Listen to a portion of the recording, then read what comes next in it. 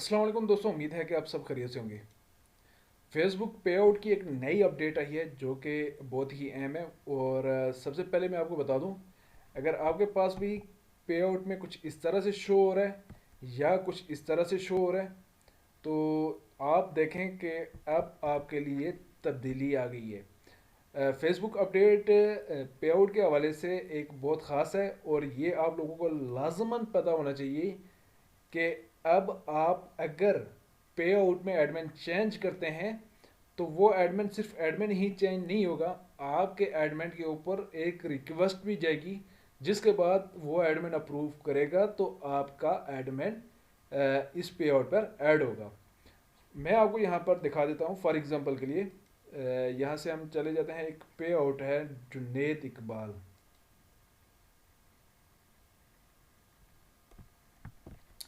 ये पे आउट है और इस पे मैंने एडमिन एक ऐड किया था, वैसे मन मतलब कि यही आईडी।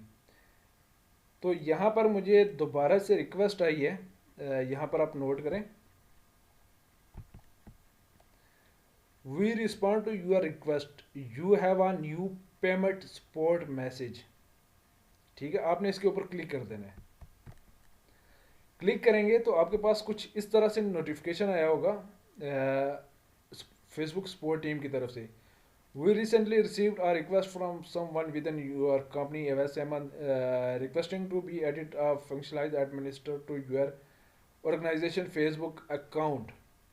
ठीक है, और if this any update you like approve, you can add the new functionalized administrator for Junaid Iqbal in the payout.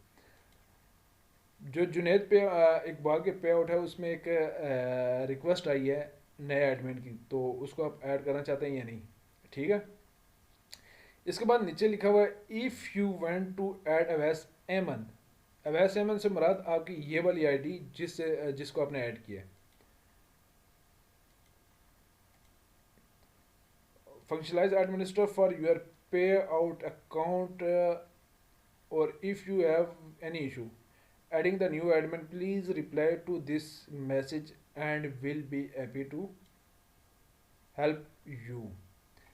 तो आपने अब किसी भी एडमिन को ऐड करने के लिए आपके पास सपोर्ट बॉक्स में एक नोटिफिकेशन आएगा।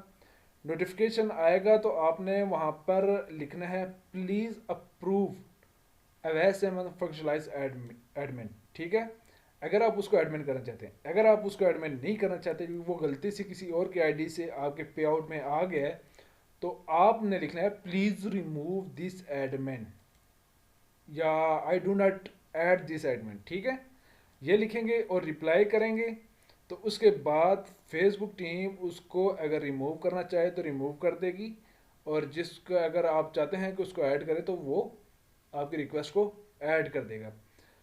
और जब वो ऐड करेगा तो तमाम तरह डिटेल्स इस तरह से उसकी आईडी पर शो होंगी। अगर आप उसको ऐड करने के लिए रिजेक्ट कर देते हैं तो फेसबुक उसको एडमिन से रिमूव कर देगा, या उसको कोई भी डिटेल्स शो नहीं होने देगा, फिर सिर्फ ऑनली एडमिन शो करेगा अर्निंग सोर्स तक कि इसकी अर्निंग कितनी हो रही है। जैसे यहाँ पर आप देख सकते हैं पे आउट का नाम शो नहीं हो रहा। ठीक है, सिर्फ पे आउट आईडी शो हो रही है, ये देखें।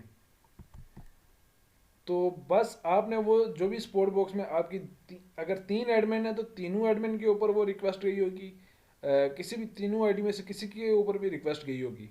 ठीक है, तो आपने सिर्फ अप्रूवल का नोटिफिकेशन लिखना है और उसके बाद अप्रूव हो जाएगा।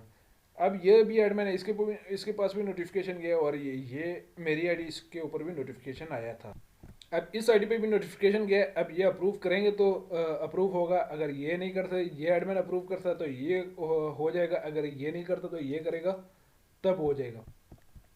तो इनमें से किसी एक एडमिन का अप्रूव करना लाजमी है। अगर ये नहीं करेंगे तो ये करेंगे तभी अप्रूव हो जाएगा, अगर ये नहीं करेंगे तो यानी ये मेरी दूसरी सेकंड आईडी जो मेरी पर्सनल आईडी है, तो यहाँ से करूँगा तो ये अप्रूव हो जाएगा। तो ये चीज़ें बहुत लाजमी है, ये आप लोगों को अब समझनी चाहिए पे आउट के हवाले से।